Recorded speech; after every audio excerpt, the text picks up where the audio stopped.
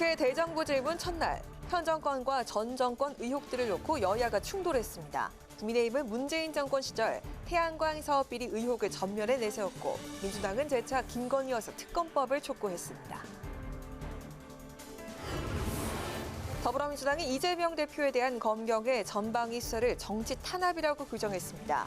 국민의힘은 이재명 대표를 둘러싼 범죄 의혹이 상상을 초월한다고 맞섰습니다. 국민의힘 새 원내 사령탑으로 선출된 주호영 원내대표가 당 안정화를 급선무 과제로 꼽았습니다. 한편 정진석 비대위원장과 윤리위원인 유상범 의원이 주고받은 과거 이준석 전 대표 징계 관련 문자가 공개되면서 유 의원이 윤리위원직을 사퇴했습니다. 뉴스앤 파워 인터뷰, 오늘은 더불어민주당 원내대변인인 이수진 의원과 함께 윤석열 정부의 첫 정기국회에 임하는 제1야당 전략과 정기국회 쟁점 법안으로 떠오른 노란봉투법, 그 발의 배경과 주요 내용에 대해서 들어봅니다.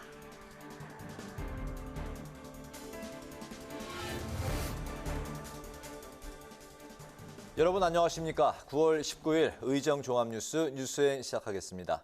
오늘은 대정부 질문 중계로 조금 늦게 시작합니다. 국회가 나흘간의 대정부 질문에 돌입했습니다. 첫날 정치 분야 여당은 전 정권의 태양광 비리 의혹을, 야당은 현 정권의 김건희 여사 특검법을 주장하며 신구 권력 간 대리전이 벌어졌는데요. 여야는 또 현 정부의 낮은 국정 지지율과 영빈관 신축 논란에 대해서도 공방을 벌였습니다. 김희영 기자가 보도합니다. 정치 분야 국회 대정부 질문에서 야당은 김건희 여사를 겨냥하며 윤석열 정부를 압박했습니다. 도이치모터스 주가 조작 사건과 관련해 김 여사가 개입한 정황이 드러난 녹취록과 새로운 증거가 나왔다며 특검을 거듭 주장했습니다. 이정필 씨하고 김건희 여사 스스로 저를 제외하고는 거래를 못하게 하세요. 이게 새로 나온 재판에서의 증거입니다. 그런데 검찰은 이 모든 것이 있었음에도 불구하고 소환조차 하지 않았어요. 여당은 이재명 민주당 대표의 각종 사법 리스크를 물타기 위한 특검법이라고 반발하며 문재인 정권에서 추진한 태양광 사업 비리 의혹으로 맞불어났습니다. 태양광 이권 카르텔은 5%만 조사했는데도 보조금, 부당집행, 입찰 담합, 특정 대출 등 2,616원 규모의 비리가 드러났습니다. 전수조사를 하면 수조 원이 넘지 않겠습니까? 한덕수 국무총리는 김건희 특검법과 관련해선 여론조사만 보고 결정하기보다 국회에서 합리적 결정을 하리라 기대한다고 밝혔고, 태양광 의혹에 대해선 상당한 문제점들이 발견됐다며 내용을 정리해 수사를 요청할 계획이라고 밝혔습니다. 현 정권 초반 낮은 국정 지지율도 도마에 올랐습니다. 여당은 전 정부의 정책 실패를 원인으로 지목한 반면 야당은 인사 참사를 지적했습니다. 국가 재무 1,000조 원 시대를 열고 공무원을 17만 명이나 늘리고 비정규직 제로로 만들겠다며 희망 고문하고 문재인 케어로 건강보험 재정을 위태롭게 만드는 등 국가와 국민의 미래를 생각하지 않았습니다. 윤석열 정부가 해야 할 일은 문재인 정부가 벌려놓은 일들의 뒤수습니다. 여론조사에서 보면 부정적으로 평가하는 이유 중에 가장 큰 게 인사참사입니다. 인사실패. 인정 안 하십니까? 이 인사 실패에 대해서 총리로서, 책임 총리로서, 재청권자로서 국민들 앞에 사과 말씀하시기 바랍니다. 임명이 되지 못하고 본인들이 자발적으로 관두신 것에 대해서 그 상황 자체에 대해서 저는 국민들에게 죄송하다고 생각합니다. 이 밖에 윤석열 대통령이 철회한 영빈관 신축 논란도 제기됐는데 예산이 편성된 걸 알았냐는 야당 측 질문에 한 총리는 언론을 통해 알았다고 답했고, 대통령이 국민적 공감대가 없어 신축 계획을 철회했지만 정부 주요 행사 등을 위해 어딘가에는 있어야 한다고 덧붙였습니다. 국회 방송 김희연입니다. 이재명 대표 수사를 야당 탄압이라며 강하게 반발하고 있는 더불어민주당. 오늘 윤석열 정권 정치탄압대책위원회를 가동해 본격적인 대응을 예고했습니다. 하지만 국민의힘은 이재명 대표의 범죄 의혹이 상상을 초월한다며 카르텔이라고 규정했습니다. 김동희 기자가 보도합니다. 더불어민주당이 문재인 정부와 이재명 대표에 대한 검경 수사와 감사원 감사를 정치 탄압으로 규정하고 강경 대응에 들어갔습니다. 민주당은 윤석열 정권 정치 탄압 대책위원회를 가동하며 본격 활동을 예고했는데 윤석열 정부를 향해 윤 대통령 가족 수사부터 제대로 하라고 촉구했습니다. 겉으로는 협치와 통합을 말하면서 실제로는 정적 탄압에만 몰두하는 것이 윤석열 정권의 본질입니다. 대통령과 가족, 그 주변에 대한 의혹부터 투명하게 밝히기 바랍니다. 이재명 대표의 성남FC 후원금 의혹 사건에 대해선 공익기부건이라 뇌물죄가 성립하지 않는다는 입장을 강조했습니다. 이와 관련해 민주당 정치탄압대책위는 내일 이 대표에게 제3자 뇌물 혐의를 적용해 검찰에 송치한 경기 남부경찰청을 항의 방문할 예정입니다. 반면 국민의힘은 이재명 대표를 둘러싼 쌍방울, 화천대유, 성남FC 후원금 의혹 등을 카르텔이라고 규정하고 공세를 펼쳤습니다. 야당 대표를 둘러싼 범죄 의혹의 범위는 상상을 초월합니다. 이재명 대표와 쌍방울의 검은 커넥션이 날마다 언론을 장식합니다. 유력 정치인과 기업, 사법부가 얽혀있는 아수라 카르텔입니다. 특히 이재명 대표에 대한 수사를 성역 없는 범죄와의 전쟁이라고 표현하면서 이들 의혹을 내버려 둔다면 권력자와 범죄자의 카르텔이 국가를 지배하는 후진국으로 전락할 것이라고 맞받았습니다. 국민의힘은 표적 감사를 막겠다며 민주당이 발의한 감사원법 개정안을 향해서도 비판을 이어갔는데 민주당이 대통령 시행령을 흔들고 감사원을 민주당이 장악한 국회 아래 두려 하는 것을 막겠다고 강조했습니다. 하지만 민주당은 정기국회에서 감사원법 개정을 강행할 것으로 전망돼 또다시 여야 대립이 불가피한 상황입니다. 국회 방송 김동희입니다. 국민의힘 새 원내대표에 5선의 주호영 의원이 선출돼 혼란스러운 원내 수습을 맡게 됐습니다. 이런 가운데 윤리위가 이준석 전 대표에 대한 추가 징계 논의에 들어가면서 이 전 대표 이번에도 역시 법적 맞대응을 예고했는데요. 여기에 정진석 비대위원장과 윤리위원인 유상범 의원 간 문자 내용이 언론에 포착되면서 유 의원이 윤리위원직을 사퇴하는 등 논란이 가라앉지 않고 있습니다. 보도에 홍혜진 기자입니다. 5선의 주호영 의원이 국민의힘 비상대책위원장이 아닌 신임 원내대표로 지도부에 재등판했습니다. 주 원내대표는 소속 의원 106명이 참여한 투표에서 61표를 얻어 42표를 얻은 재선의 이용호 의원을 누르고 당선됐습니다. 우리 당이 더욱 역동적이고 또 하나 되고 백도롭처럼 다 함께 앞으로 나가는 그런 당이 됐으면 좋겠습니다. 추대론까지 나왔던 주 의원이 압승할 것이라는 전망이 우세했지만 국민의당의 호남 출신인 이 의원이 예상 밖의 선전을 하면서 친윤계에 대한 반발 심리가 작용했다는 해석이 나옵니다. 주 원내대표는 권성동 전 원내대표의 남은 임기인 내년 4월까지 원내대표직을 수행합니다. 주 원내대표는 당장 정기국회에서 정부 여당을 향한 공격 수위를 높이는 민주당에 대응할 방안 등을 마련하고 이준석 전 대표와의 갈등 상황도 수습해야 하는 과제를 안고 있습니다. 하지만 이 전 대표 측은 새 원내대표단에 대한 가처분을 예고했고 당 윤리위의 추가 징계 논의에 대해서도 모든 법적 수단을 취하겠다고 밝히며 맞대응 태세를 더욱 강화했습니다. 이 전 대표 측이 제기한 가처분 신문은 오는 28일 일괄적으로 진행되는데 법원이 이 전 대표 측 손을 들어준다면 또다시 당내 혼란은 불가피해 보입니다. 여기에 정진석 비대위원장과 윤리위원인 유상범 의원이 이 전 대표 징계 문제와 관련해 대화를 나눈 메시지가 언론에 포착되면서 논란이 되고 있습니다. 이 전 대표는 즉각 윤리위원과 비대위원장이 징계를 상의하고 지시를 내리고 있다고 비판했는데 정 비대위원장은 문자를 주고받은 날은 자신이 평의원이던 지난달 13일이라고 해명하고 윤리위 결정에 영향력을 행사할 생각은 한 적이 없다며 진화에 나섰습니다. 하지만 유 의원은 윤리위의 공정성과 객관성이 의심받아선 안 된다며 논란이 불거진 지 반나절 만에 윤리위원직을 사퇴했습니다. 정 비대위원장은 개인 문자를 함부로 찍은 데 대해 유감을 표명했는데 이 전 대표와 관련한 지도부의 연이은 사적 대화 노출이 갈등의 골을 더 키우고 있다는 지적은 피할 수 없어 보입니다.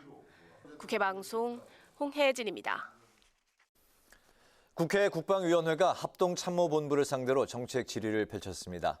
인사청문회 없이 임명된 김승겸 합동참모의장이 출석해 답변에 나섰는데 9.19 남북한 군사합의와 계엄문건 논란이 쟁점이 됐습니다. 김동길 기자의 보도입니다. 국회 국방위원회는 오늘 전체 회의를 열어 원구성 협상 난항으로 인사청문회 없이 임명된 김승겸 합참의장에 대한 정책 질의로 인사 검증을 대신했습니다. 정책 질의에서는 문재인 정부의 남북한 9.19 군사 합의를 놓고 여야의 공방이 벌어졌습니다. 국민의힘은 북한의 미사일 발사가 계속되고 있고 핵 사용 법제화 등 북한이 합의사항을 위반했다며 재검토가 필요하다고 밝혔습니다. 김승겸 합참의장도 국민의힘의 군사 합의 위반 주장에 동의했습니다. 근데 이거를 지키지 않은 건 북한이란 말이죠. 동의하시죠? 현재 핵 미사일의 위협이 증대되고 있고 또 핵 무력 법제화들을 공표하는 거 봤을 때는 그 취지에 위반되는 것이 명확합니다. 반면 민주당은 접경 지역에서 남북 긴장이 완화되고 평화로운 상태가 지속되고 있다고 강조하고 합의 위반인지 합의 정신 위반인지는 구분해야 한다고 지적했습니다. 9.19 군사 합의가 발효된 이후에 접촉 지역에서 획기적으로 군사적 긴장이 완화됐죠. 긴장 완화는 있었습니다. 그래서 9.19 군사 합의는 접촉 지역에서의 군사적 긴장을 따지는 거예요. 박근혜 전 대통령 탄핵 국면 당시 작성된 이른바 개헌 문건 의혹도 도마 위에 올랐습니다. 국민의힘이 지난 14일 개헌 검토 문건을 왜곡해 군 기무사 해체를 주도했다며 문재인 정부 송영무 전 국방부 장관 등을 고발했는데 민주당은 개헌 관련 부서가 있는 합참이 아닌 기무사가 검토한 것은 문제가 있다며 당시 판단에 문제가 없었다고 강조한 반면 국민의힘은 기무사 검토가 타당했다고 반박했습니다. 계엄이라고 하는 그것과 관련된 지침서를 작전계획서 같은 거를 권한이 없는 곳에서 만든다고 하는 행위는 이건 거의 쿠데타에 해당하는 행위로 봐야 되는 거 아닌가. 실제 작전을 지휘하는 부대에다 이걸 검토시키면 시행계획이라는 오해를 살 수 있는 소지가 굉장히 많기 때문에 기무사에다 시킨 겁니다. 기무사는 업무 영역 자체가 특별 참모 기능의 개념을 가지고 있기 때문에 영역이 한정돼 있지 않습니다. 그렇죠? 이 밖에 김승겸 합참의장은 북한이 핵 사용을 시도한다면 한미동맹과 우리 군의 압도적인 대응에 직면하게 될 것이라며 북한의 핵 미사일 위협에 대응하기 위한 능력과 태세를 강화하는 데 역량을 집중하겠다고 말했습니다. 국회 방송 김동길입니다. 국회 보건복지위원회는 오는 27일 조규홍 보건복지부 장관 후보자 인사청문회를 열고 자질과 도덕성 검증에 나섭니다. 청문회에선 조 후보자의 세대분리와 위장 전입, 배우자의 부당인적 공제 의혹 등이 도마에 오를 것으로 보입니다. 조 후보자는 윤석열 정부 들어 세 번째 임명된 보건복지부 장관 후보자로 앞서 정호영, 김승희 전 후보자는 도덕성 논란으로 자진 사퇴했습니다. 국민의힘이 태양광 비리 진상규명 특별위원회를 구성합니다. 박정아 수석 대변인은 문재인 정권의 국정과제였던 태양광 사업이 사업자 부실 대출로 시한폭탄이 되고 있다며 신재생 비리 카르텔을 철저히 조사하겠다고 말했습니다. 이어 특위위원장은 박성중 의원이 맡고 늦어도 다음 주까지 인적 구성을 완료할 예정이라고 발표했습니다. 더불어민주당이 신당역 스토킹 살인 사건과 관련해 부적절한 발언으로 논란이 된 이사군 서울시 의원에 대한 징계 절차에 착수했습니다. 안호영 수석 대변인은 이 시의원의 발언 직후 중앙당에서 징계 절차를 밟도록 지시했다며 이같이 밝혔습니다. 이 시의원은 지난 16일 서울시 의회 시정질문에서 신당역 사건을 언급하며 가해자가 피해자를 좋아하는데 안 받아주니 폭력적인 대응을 한 것 같다고 발언해서 논란이 일었습니다.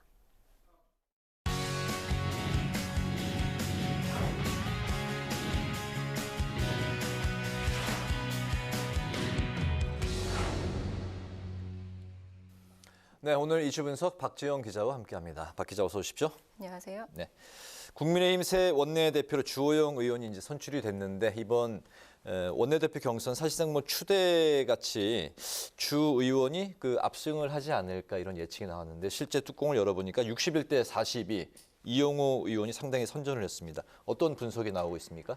네, 이제 우세가 점쳐졌던 주호영 의원이냐 아니면 이용호 의원의 반전이냐 이게 관심이 좀 모아졌었는데요. 네. 이변 없이 주호영 의원이 새 원내대표를 맡게 됐습니다. 이제 앞으로 당을 이끌어 가야 되는데요. 주호영 신임 원내대표 이제 말씀하신 대로 106표 중 61표를 얻었는데요. 이 5선 의원인데다 이 원내대표와 비대위원장을 지낸 점 등 이러한 관록과 경험이 이 재선의 이용호 의원보단 이 당을 안정적으로 이끌어 가기에 적합하다는 평가를 받은 것으로 보입니다. 네. 이용호 의원은 경선 결과 이제 42표를 얻었는데요. 이제 상당히 선전을 했다는 평가가 나옵니다. 비대위원장 직무가 정지된 이 도로 주호영 체제에 반대하는 당내 목소리가 만만치 않았다는 해석이 있고요. 또 주호영 원내대표 추대를 위해 이 권성동 원내대표가 이용호 의원에게 불출마를 권유한 점이 당내 반발을 산 것이란 분석도 있습니다. 네, 이렇게 해서 이제 주호영 의원이 일단 선출이 됐는데 선출되는 원내대표의 임기를 놓고도 이제 논란이 있었습니다. 이 부분 정리가 됐습니까? 주호영 신임 원내대표 임기 이제 내년 4월까지로 이제 앞으로 이제 6개월 정도가 될 것 같습니다. 네. 이제 원래 당원상 원내대표의 임기는 1년인데요. 1년을 채우는 것이 아니라 이 권성동 원내대표의 남은 임기만 채우겠다는 겁니다. 이 같은 결정, 이 도로 주호영이란 이 당내 부정적인 인식을 좀 환기를 하고요. 네. 또 내후년 치러질 총선을 고려했다는 말도 나오는데요. 주 원내대표가 1년 임기를 채우게 될 경우 다음 이 원내대표의 임기가 6개월 정도로 짧아질 수밖에 없기 때문입니다. 네, 주호영 신임 원내대표가 앞으로 이제 풀어가야 할 과제 주로 이제 어떤 것들이 꼽히고 있습니까? 네, 당 안팎으로 이제 과제가 산적한 상황인데요. 네. 일단 이준석 전 대표가 이 정진석 비대위에 대한 효력 정지 가처분을 신청해 놓은 상황이죠. 만약 이 법원이 이번에도 이 전 대표의 손을 들어줘서 가처분이 인용되면요, 주 원내대표가 비대위원장 직무대행을 맡아서 원톱으로 당을 이끌어가야 합니다. 여기에 새 당대표를 뽑는 이 전당대회도 준비를 해야 하고요. 또 현재 정기국회를 성공적으로 이끌어야 하는 막중한 임무가 있는데요. 당장 다음 달 10월에 이제 국정감사가 있고요. 또 내년도 예산안과 이 윤석열 정부의 주요 입법 과제도 원만하게 처리를 해야 하는데 이를 위해선 이 거대 야당의 공세를 방어하면서 동시에 설득도 해 나가야 합니다. 네, 주호영 신임 원내대표고 예전에 이준석 전 대표와 좀 정치적으로 갈등 관계를 좀 풀 의지를 비췄었는데 이런 가운데 국민의힘 윤리위원회는 이준석 전 대표에 대해서 추가 징계 절차에 지금 착수를 했습니다. 징계 사유가 어떤 건지 좀 살펴볼까요? 네, 이제 이준석 전 대표가 당원과 당 소속 의원 그리고 이제 당 기구 등에 대해 객관적인 근거 없이 모욕적, 비난적 표현을 했다는 거고요. 네. 또 법 위반 등의 혐의로 당의 위신을 훼손했다는 이유 등입니다. 어제 당 윤리위원회가 이제 긴급 회의를 소집을 해서 이 전 대표에 대한 추가 징계 절차를 개시하겠다고 밝혔는데요. 앞서 이 국민의힘의 이 의총을 통해서 이 전 대표의 이 개고기, 양두 구육 발언 등에 대해 추가 징계를 요구했던 만큼 이 부분에 대한 징계 심의가 이루어질 것으로 보입니다. 이준석 전 대표의 징계 수위는 오는 28일 예정된 이 윤리회의에서 결정될 것이란 전망이 나오고 있는 상황입니다. 네, 이준석 전 대표의 입장도 들어볼까요? 네, 이제 이 전 대표는 앞서서 이제 윤석열 대통령 순방 때 이 자신에 대한 제명 시나리오가 가동될 것 같다 이런 좀 예언을 하기도 했는데 네. 실제 추가 징계 절차가 이제 개시가 되자 이 전 대표 강하게 반발을 했습니다. 자신의 양두구육이라는 표현을 문제 삼아 징계를 하겠다는 건 좀 이제 잘못됐다라고 이제 지적을 하고 있는 건데요. 네. 이 전 대표 이 유엔 인권 관련 활동을 해온 이양희 윤리위원장을 향해서 모든 사람은 의견과 이 표현의 자유가 있다는 세계 인권 선언을 거론하기도 했고요. 이 전 대표 측 허은하 의원 등도 자유를 강조한 이 윤 정부 국정 철학에 반한 것이라며 비판을 쏟아내기도 했습니다. 네, 이 전 대표가 이제 만약에 추가 징계를 받게 된다면 징계 수위 어떻게 지금 전망이 되고 있습니까? 이제 국민의힘 당규를 좀 보면은 추가 징계 사유가 발생한 경우에는 이전 징계보다 중한 징계를 해야 한다라고 되어 있습니다. 네. 때문에 이제 이준석 전 대표 당원권 6개월 정지 처분보단 높은 수의 징계가 이제 내려질 것으로 보이는데요. 징계 종류를 보면 이제 경고, 이 당원권 정지, 탈당 권유, 제명 처분이 있는데 여기에서 이 전 대표가 받은 이 당원권 정지보다 높은 징계는 이 탈당 권유와 제명 이렇게 두 가지입니다. 그런데 탈당 권유를 받고 열흘 이내에 자진해서 탈당 신고서를 내지 않으면 당이 이제 제명 처분을 할 수 있거든요. 그래서 이제 이 전 대표가 탈당 권유를 이제 받더라도 이 탈당 신고서를 낼 확률이 크지 않아 보이는 만큼 이제 사실상 이 당이 제명 수순을 밟고 있는 것으로 보는 시각이 있습니다. 추가 징계 시사에 이제 이 전 대표는 윤리위가 자신에 대해 제명 결정을 할 경우 효력 정지 가처분 신청을 내겠다 이렇게 또다시 법적 그 예고를 한 상태이거든요. 이 전 대표와 이제 계속되는 이 당의 대치 속에서 국민의힘 당내 혼란과 갈등이 좀 수습되기보다는 지속이 계속될 것으로 전망이 되고 있습니다. 예, 탈당 권유를 먼저 하고 본인이 이제 불복할 경우에 제명 처분 수순으로 갈 수 있고 이제 탈당 권유를 할지 아니면 제명 처분을 내릴지 모르겠지만 일단 당원권 정지보다는 높은 수위가 탈당 권유와 제명이 있는데 만약에 탈당 권유를 하더라도 이 전 대표가 열흘 이내에 이 탈당서를 내지 않으면 당이 이제 즉각 제명 처분을 할 수 있다는 겁니다. 그럴 수 있고 바로 또 제명 수순으로 갈 수도 있고. 네, 그렇습니다. 알겠습니다. 오늘 이슈 분석 박재영 기자와 함께했습니다. 박 기자 수고했습니다.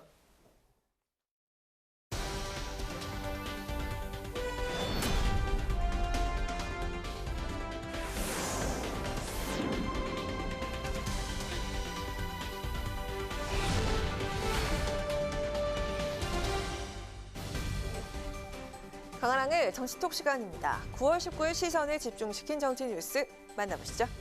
첫 번째 정치톡은 표현의 자유 대 징계의 자유입니다. 국민의힘 윤리위원회가 윤석열 대통령과 친윤계 의원들을 향해 원색적인 비난 언사를 한 이준석 전 대표에 대해서 추가 징계 절차에 돌입한 가운데 당 내부에선 이와 관련해서 이견이 표출되고 있습니다.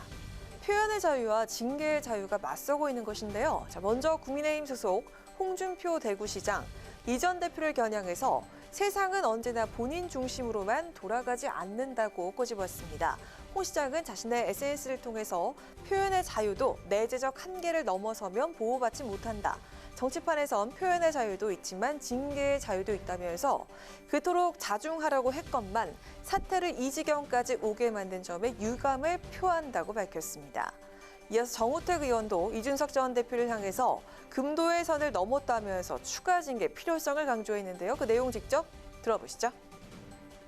이 대표 본인의 의혹과 관련해서 당이 그동안 극심한 혼란과 갈등을 빚은 건 사실입니다.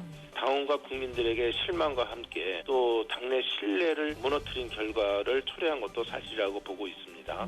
계속 효력정지 가처분 신청이라는 사법적 절차로 당을 몰아가는 것도 일단 금도의 선을 넘은 것이 아닌가 이런 판단을 하고 있다는 말씀을 드리고요. 당내에서는 추가 징계를 강력히 요구하고 있는 분위기라고.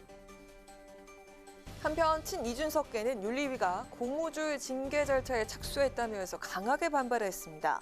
허은하 의원 자신의 페이스북에 윤리위원회 결정보다 윤리위원회 결함이 더 무섭다면서 최소한의 자유의지도 없는 마이너리티 리포트 정당이 될 수는 없다고 꼬집었고요. 김용태 전 최고위원은 윤리위의 잣대가 한쪽으로 치우쳐져 있다면서 외압을 받고 있는 것 아니냐는 추측을 내놓기도 했습니다. 당 소속 의원이라든지 당원들에 대한 모욕적 표현 통해서 당의 통합을 저해한다라는 근거를 댔는데 당의 통합을 저해한 사건 중에 하나가 내부 총질 문자잖아요. 여기에 대해서는 윤리위가 어떤 입장을 표명하지 않고 있어요. 많은 당원분들과 국민들께서는 윤리위가 혹시 외압을 받는 것 아닌가에 대한 생각이 있는 것 같아요. 정치권에선 당 윤리위가 추가 징계를 통해 사실상 이 전 대표를 제명할 것이란 관측이 나오고 있습니다. 이 전 대표 역시 제명 시 가처분뿐 아니라 유엔 제소 등 모든 법적 수단을 취할 것이라고 밝혔습니다. 신군부, 양두구육 발언으로 본격화된 국민의힘과 이 전 대표의 갈등, 브레이크 없는 치킨 게임, 그 뒤엔 과연 무엇이 남게 될까요? 이어서 오늘의 두 번째 정치톡은 신당역 실언입니다. 서울 지하철 2호선 신당역 화장실에서 발생한 스토킹 살인 사건이 사회적으로 큰 파장을 일으키고 있는 가운데 이와 관련해서 가해자를 두둔하는 듯한 발언으로 논란이 된 민주당 소속 이상훈 서울시 의원에 대해서 당의 징계 절차가 진행되고 있는 것으로 알려졌습니다. 이 시의원은 좋아하는데 안 받아주니 가해자가 폭력적 대응을 한 것 같다. 이렇게 발언해서 물의를 일으켰는데요. 이에 대해서 안호영 민주당 수석 대변인은 오늘 최고위원 회의 후 기자들을 만난 자리에서 중앙당에서 지난 금요일 발언 직후 신속하게 징계 절차를 밟도록 지시했고 서울시당에서 윤리심판원을 소집해 현재 징계 절차가 진행되고 있다고 밝혔습니다. 한편 민주당 고민정 최고위원, 박지원 전 공동비상대책위원장은 이상훈 민주당 시의원의 징계를 촉구했습니다. 고 최고위원은 젠더 이슈를 넘어서서 살인 사건에 대한 우리의 태도가 어떤지를 전 국민이 지켜보고 있다면서 강력한 징계를 요구한다고 촉구했고요. 박지원 전 민주당 공동비상대책위원장도 이 시의원의 발언에 대해서 여성 혐오 발언이 정확하다면서 스스로 사퇴하지 않는다면 당에서 재빨리 재명체를 해야 한다고 주장했습니다. 스토킹 처벌법이 작년 10월부터 시행에 들어갔지만 인하대 성폭력 사망 사건, 신당역 살해 사건 등 젊은 여성들의 죽음의 행렬은 계속 이어지고 있습니다. 내가 살려면 죽을 만큼 싫어도 받아줘야 됩니까? 젠더 이슈를 넘어서서 살인 사건을 대하는 우리의 태도가 어떤지를 전 국민이 지켜보고 있습니다. 이에 대해서 강력한 징계를 요구를 하고요.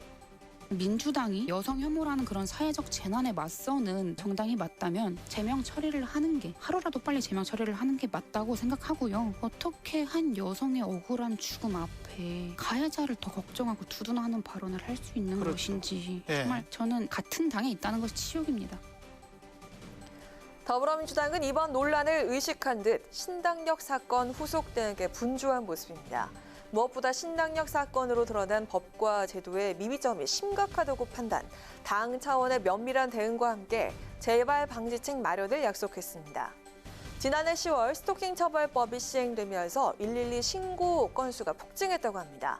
반면 현재 국회엔 15개 스토킹 범죄 관련 법안이 계류 중인데요.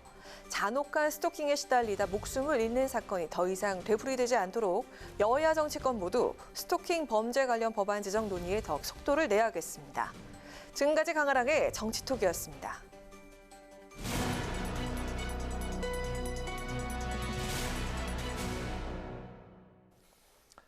네, 정기국회 첫 대정부 질문부터 새 원내대표 선출까지 집권여당 국민의힘 오늘 바쁘게 돌아갔습니다.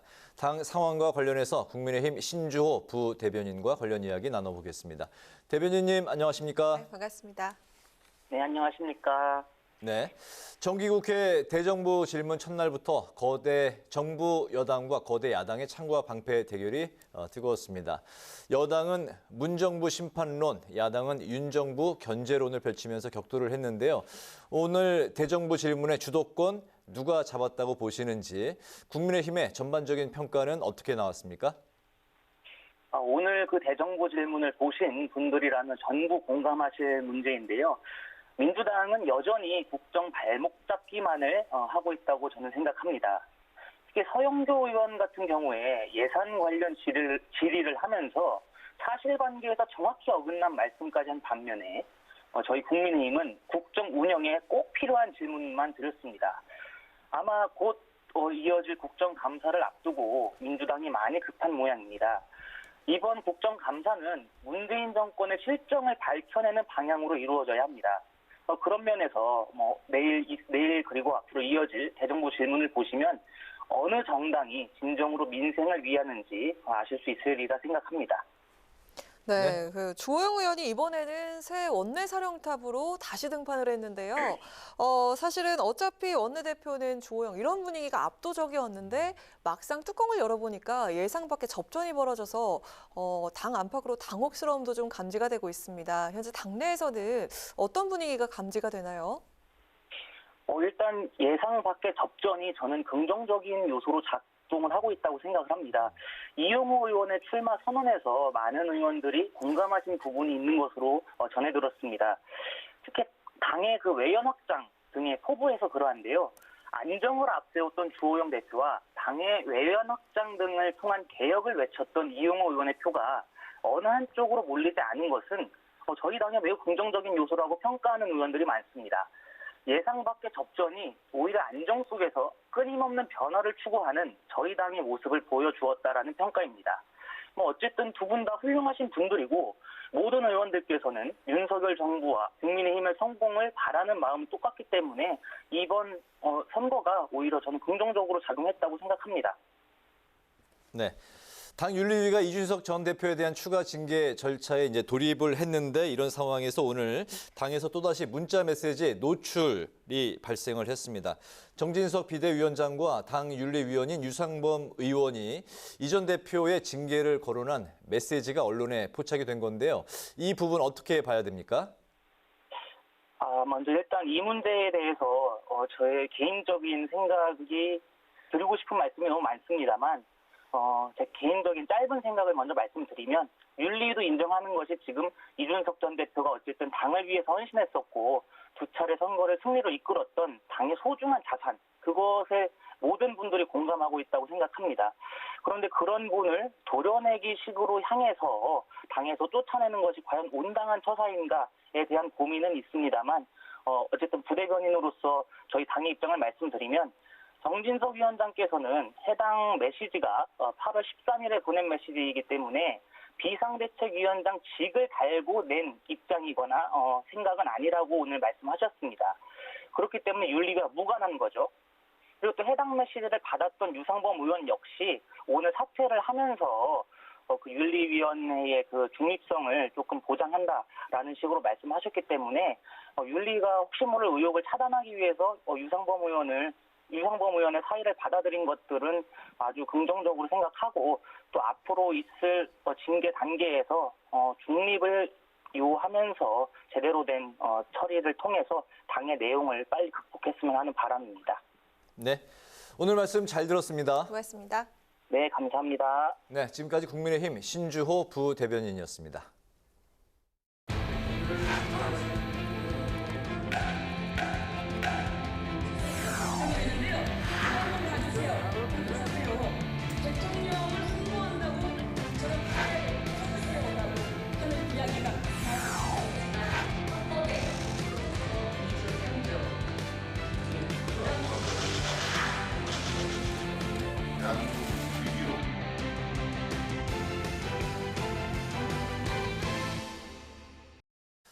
네, 이번 시간은 뉴스앤파워 인터뷰 코너입니다. 오늘부터 나흘간의 대정부 질문을 시작으로 국회가 본격 정기국회 일정에 돌입했습니다.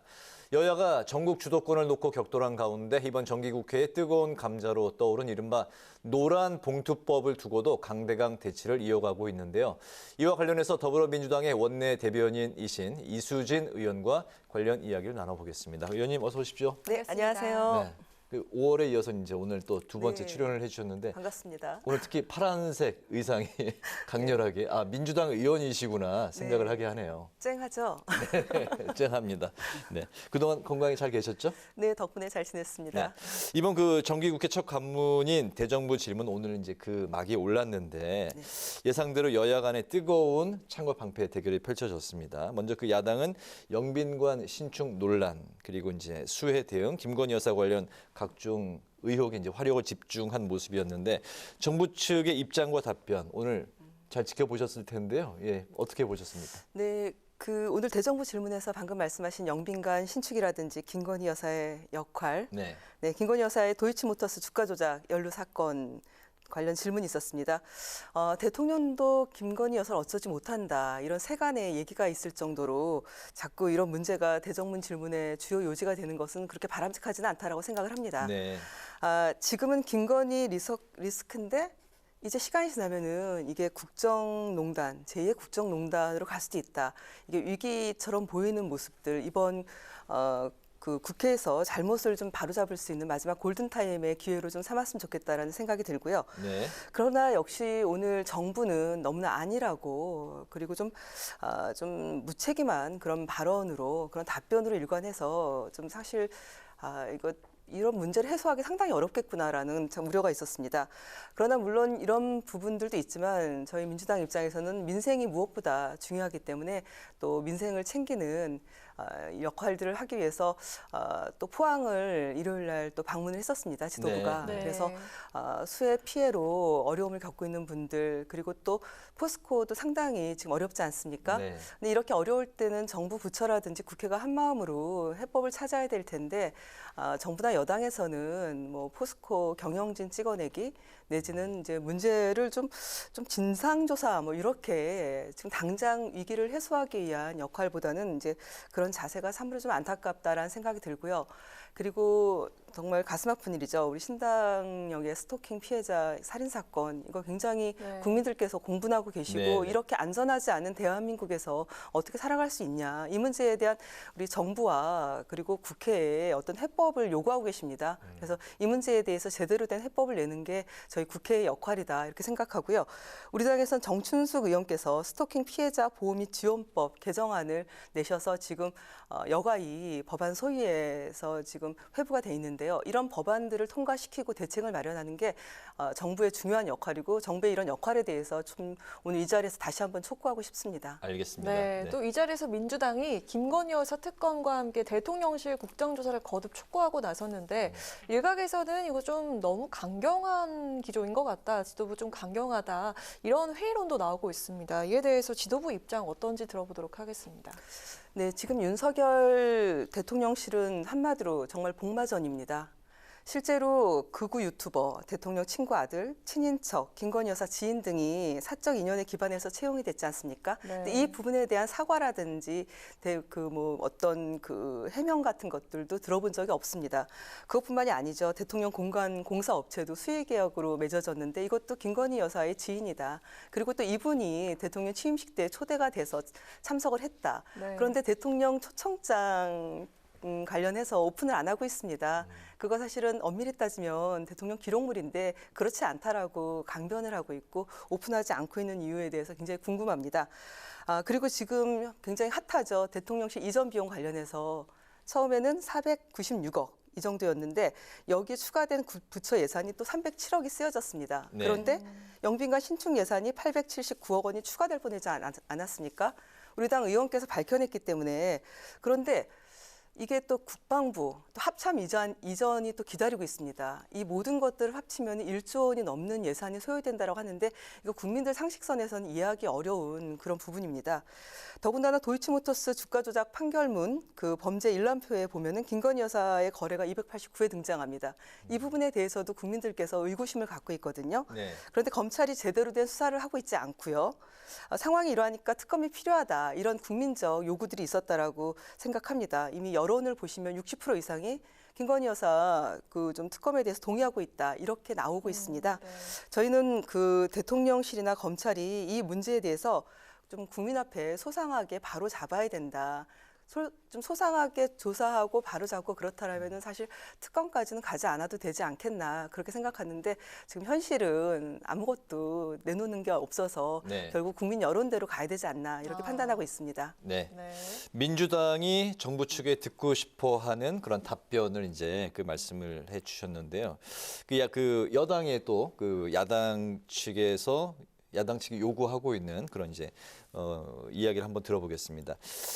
여당은 야당의 이재명 대표의 사법 리스크, 또 태양광 비리 의혹 같은 문정부 심판론을 이제 파고 들었는데 이 부분을 또 어떻게 보셨는지, 검경의 수사망도 점차 더욱더 압박이 세지고 있는 그런 상황인데 당 차원에서 어떤 대응책이 있습니까? 네, 저희는 이것을 기본적으로 윤 정권의 정치 탄압이다 이렇게 보고 있습니다. 백현동 관련해서는 마치 무슨 큰 비리가 있는 것처럼 여론에 호도했지만 결국 나오는 게 없다 보니까 국정감사에서 나온 발언을 문제 삼지 않았습니까?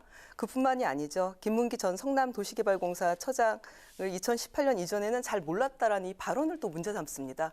이것도 이제 어떤 비리가 문제가 되는 것이 아니라 당시 알았냐 몰랐냐 이제 이거 가지고 문제를 삼고 있는 것. 뿐만 아니라 이게 보면은 이게 변죽만 올리다가 이제 알맹이가 없고 또 발언을 문제 삼다 보면서 이게 좀 약간 국민들 보시기에도 이상한 거예요. 그렇게 털었는데 왜 이렇게 나오는 게 없나.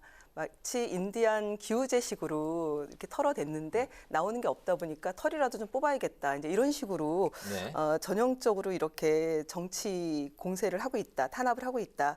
근데 제가 앞서 김건희 여사 관련 수사 말씀드렸지 않습니까? 그렇지만 제대로 된 수사를 하고 있지 않습니다. 그 흔한 그 서면 조사조차도 이루어지고 있지 않거든요. 이거는 사실 국민 눈높이에 맞지 않습니다. 국민들께서는 무슨 문제가 있으면 다 조사하고 또 대면 조사하고 뭐 압박 조사도 받고 이러는데 그 이재명 대표 관련해서도 또 정광석화처럼 이렇게 수사를 하고 압수수색하고 또 경기도청 법인카드 이용 관련해서는 130곳을 압수수색했더라고요.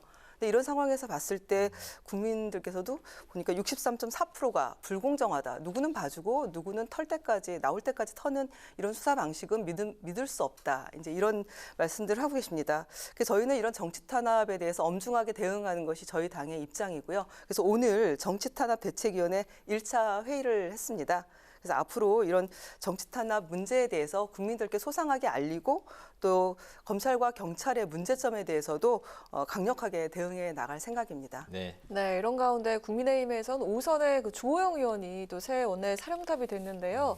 원내대표만 해도 3선이라고 할 수 있습니다. 2017년에는 그 바른정당 했었고, 또 2020년에는 미래통합당에서도 원내대표를 했는데 베테랑이라고 할 수 있죠. 또 그래서 또 친윤 특채가 좀 였다고 할 수 있는데 민주당 입장에서는 반길 만한 분위기일까요? 좀 견제를 할 수 있을까요? 어떻게 보십니까? 네, 저는 환영과 견제는 주호영 원내대표의 이제 태도에 달렸다고 생각합니다. 우선 원내대표 되신 거 축하드리는데요. 네.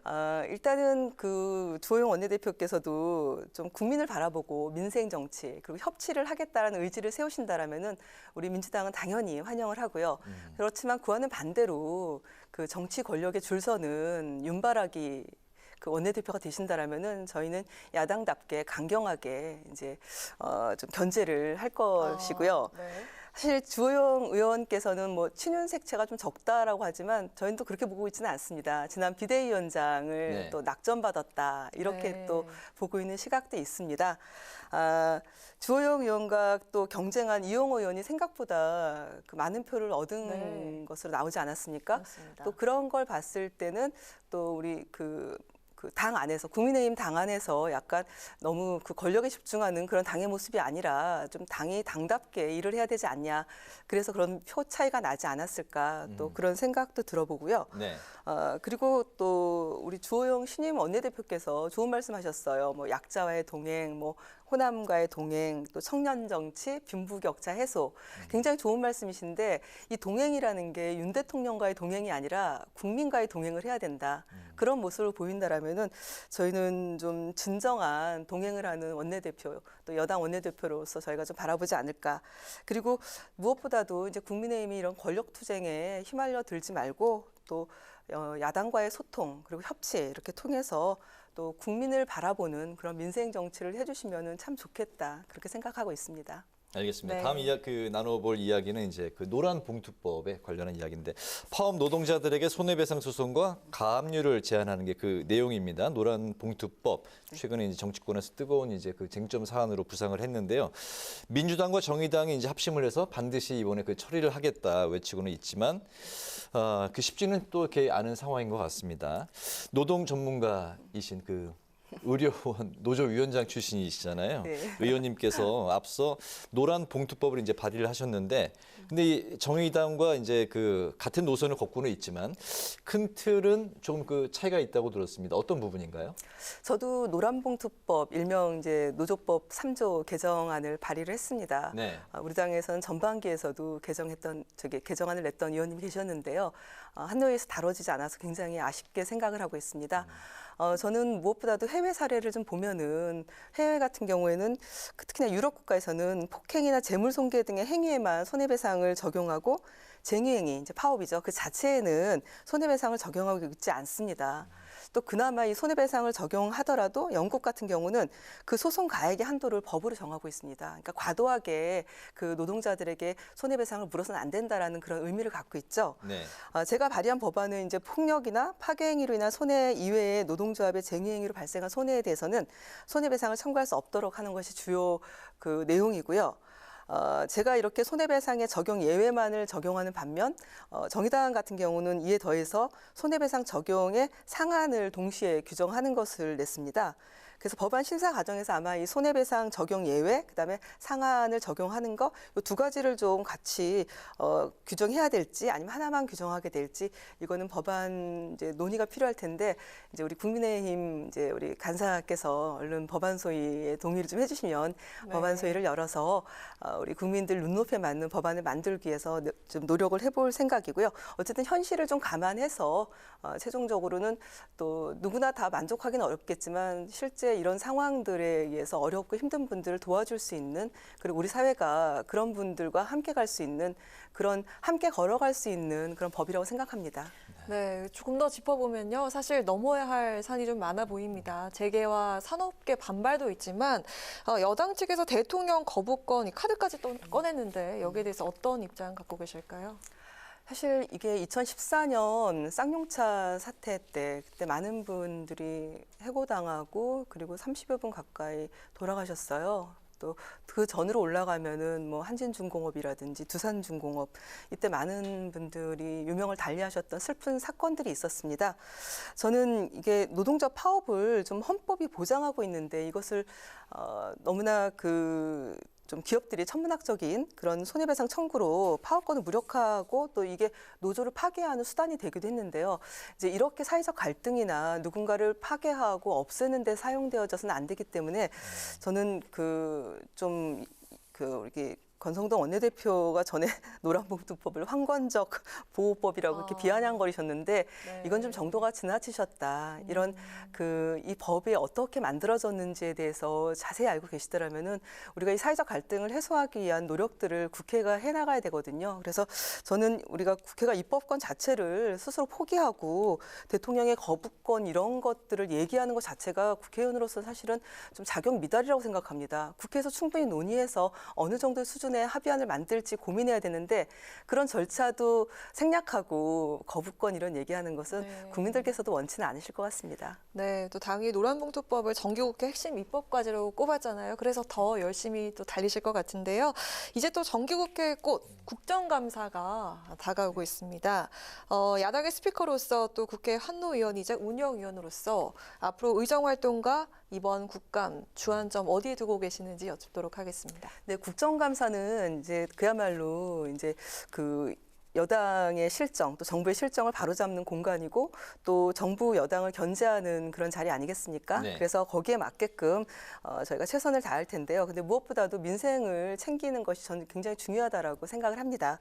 그래서 국정감사도 민생을 좀 중요한 포인트로 두고 할 텐데요. 환노위 같은 경우는 앞서 말씀드렸던 노란봉투법 그리고 중대재해처벌법을 축소하려는 이런 건 잘못됐지 않았습니까? 그래서 중대재해처벌법이 잘 정착이 되게끔 하는 것들, 또 산업재해를 줄이기 위한 노력들, 그리고 또 장시간 근로를 좀 획책하려는 여러 가지 시도들이 있어 보이는데 이 부분에 대해서도 분명하게 선을 긋는 환노위에서의 역할들, 그리고 환경 관련해서는 이명박 4대강 관련해서 사실은 녹조 독성이 그냥 창궐하지 않았습니까? 이게 국민 건강에 해를 끼칠 수 있고 이 녹조 독성 마이크로시스틴에 대해서 여러 가지 밝혀진 바가 있기 때문에 이 부분에 대해서 중점적으로 다룰 예정입니다.